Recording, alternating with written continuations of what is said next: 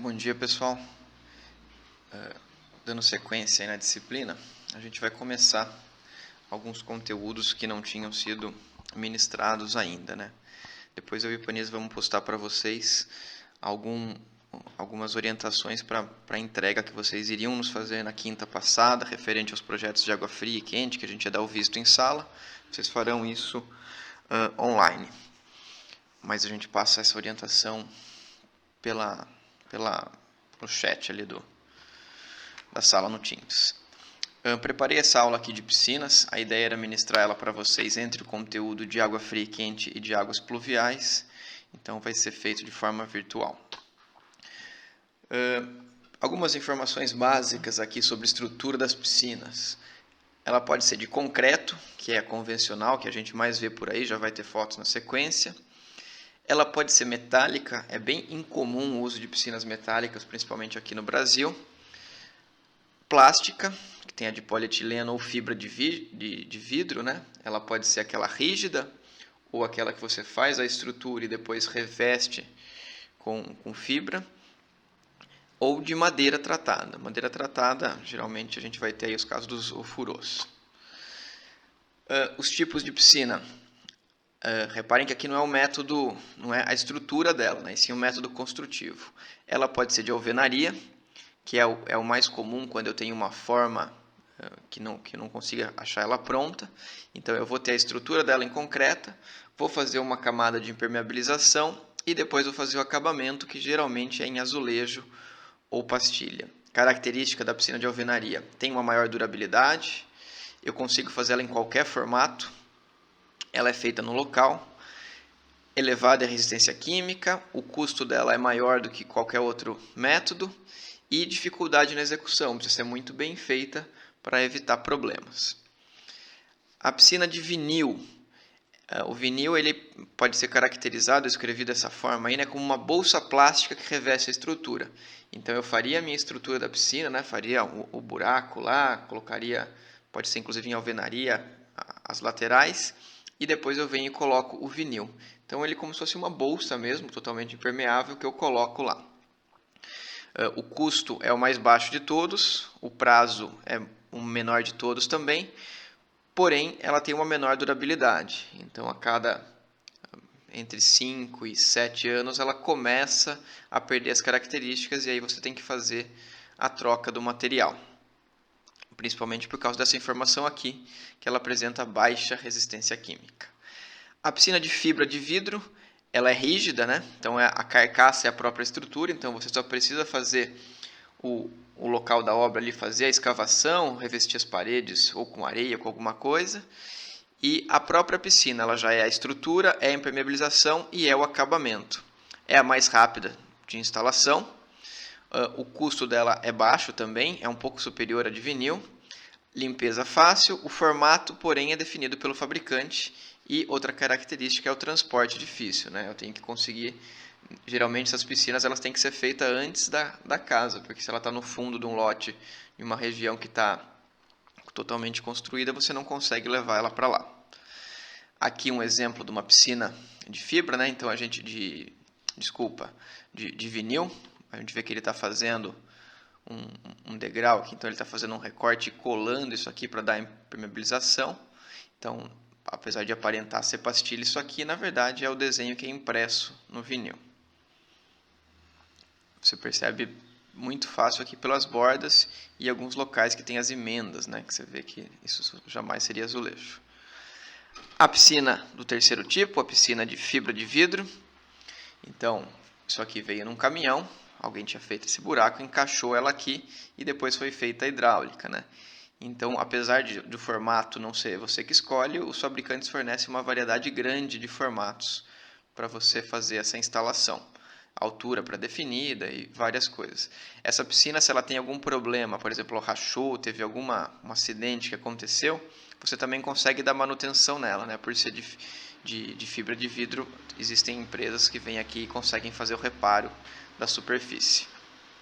Aqui uma piscina que vai ser em alvenaria e concreto armado, né? Olha a quantidade de aço que está sendo utilizado aqui.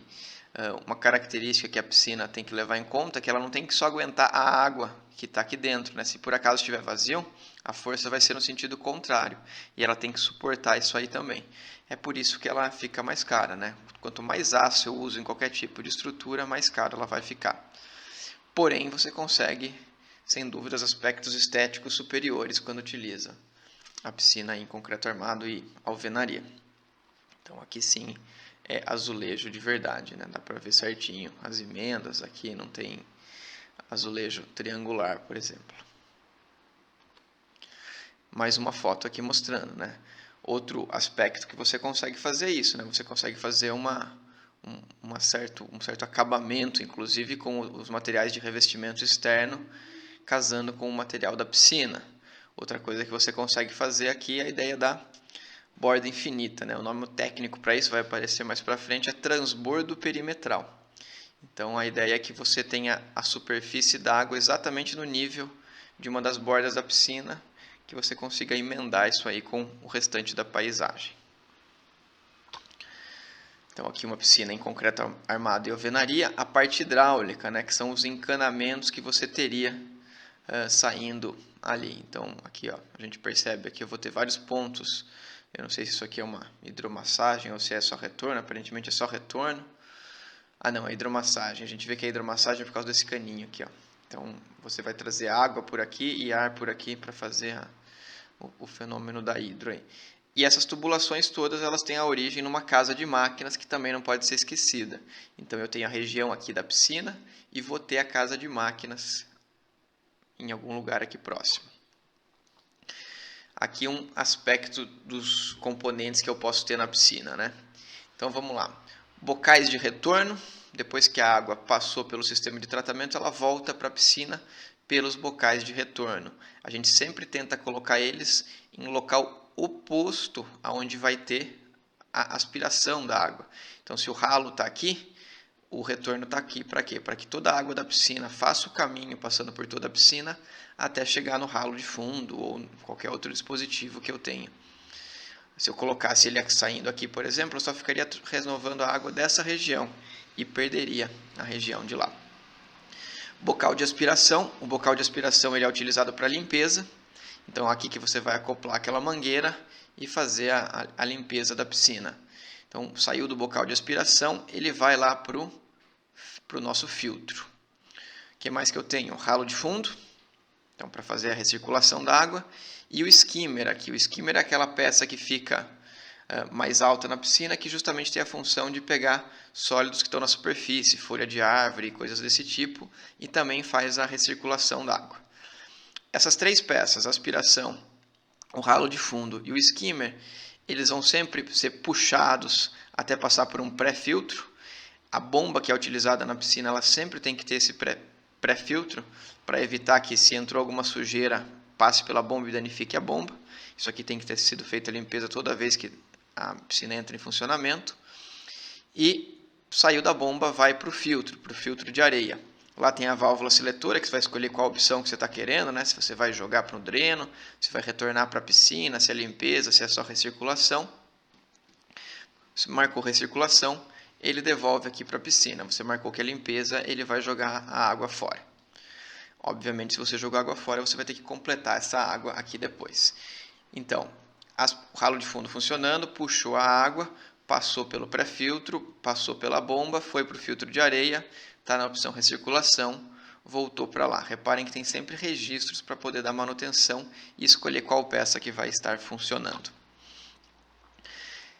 Características importantes que eu vou precisar conhecer da piscina para fazer o projeto. A área dela, a área da superfície e volume. Então aqui tem os principais formatos e o cálculo da área. Se considerar que a profundidade é constante, o volume é simplesmente a área vezes a altura. Se tiver alguma diferença, tem que usar a geometria aí para calcular esses valores. Então, quadrada, oval, retangular, oval, oblonga, circular e formato de rim. Aqui aparece mais um esquema agora em corte da questão do tratamento, né? Então, ralo de fundo, o skimmer, bocal de aspiração.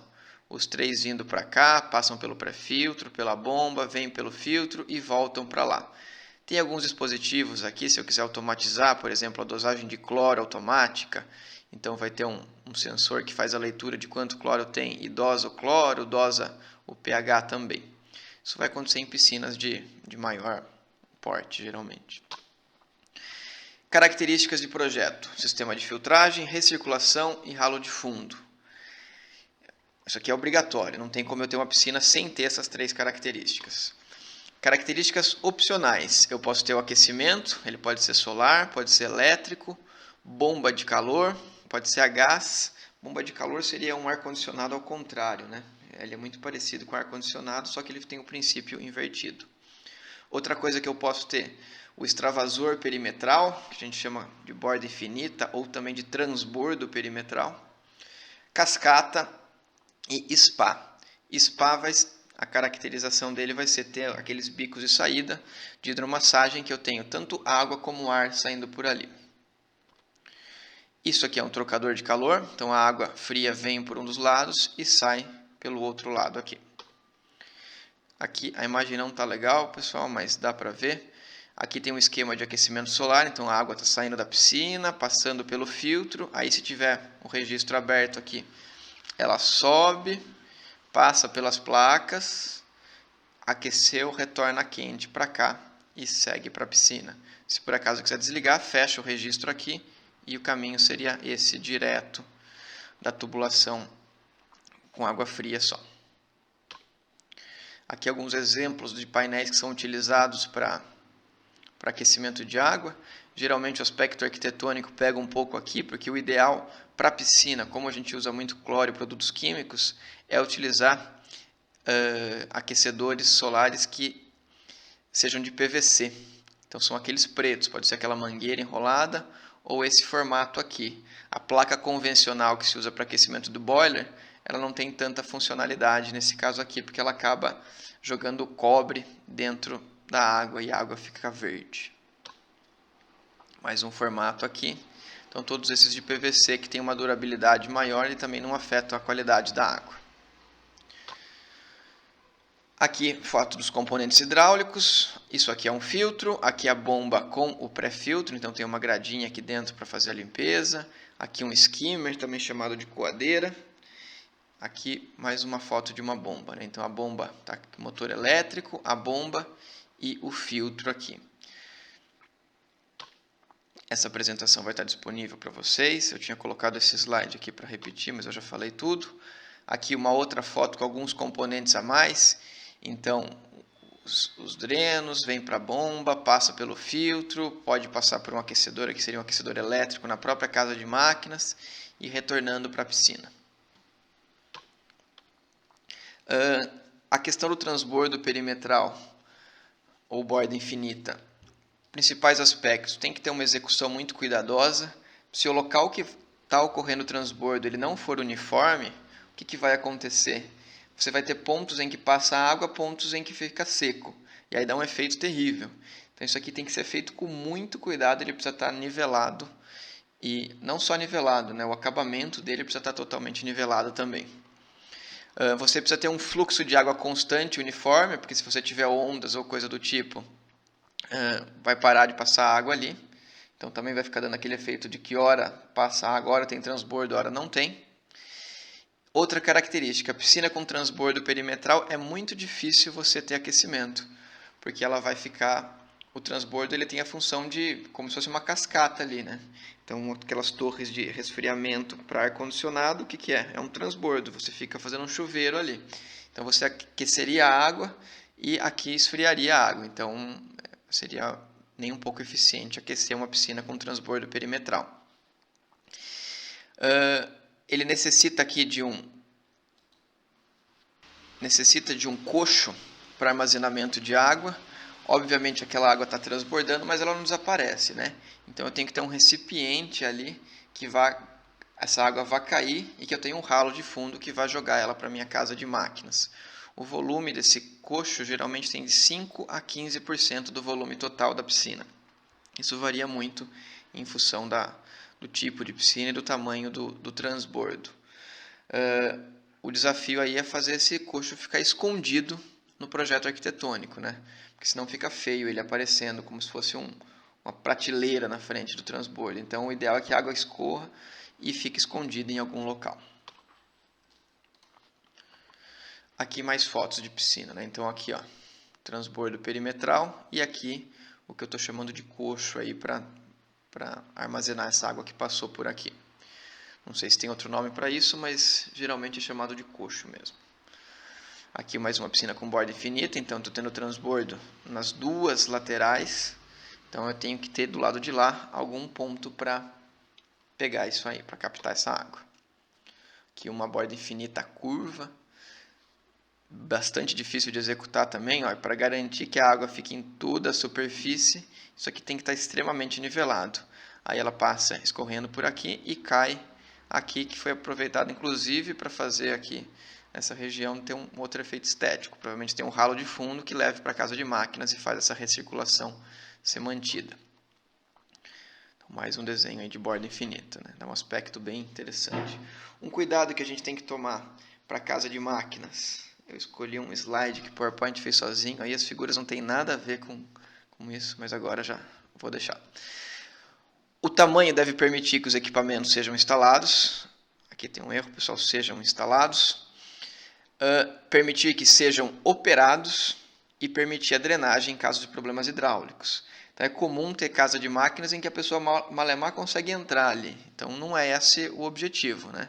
A casa de máquinas ela tem que ser parte do projeto. A pessoa tem que conseguir entrar lá e dar manutenção.